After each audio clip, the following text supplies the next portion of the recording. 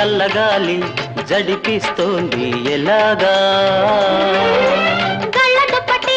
కప్పుకోండి ఇలాగా పండు వెన్నెల రమ్మంటోంది ఎలాగా తలుపు తీసా వెళ్ళి రండి ఇలాగా అందాల ఈరే వెళతాను అంటోంది ఇద్దరిని ఒక్కటిగా చూడాలి అంటోంది ఏదో వంకతో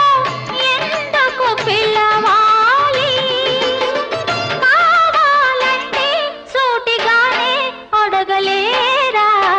చందమామ రావే జాబిల్లి రావే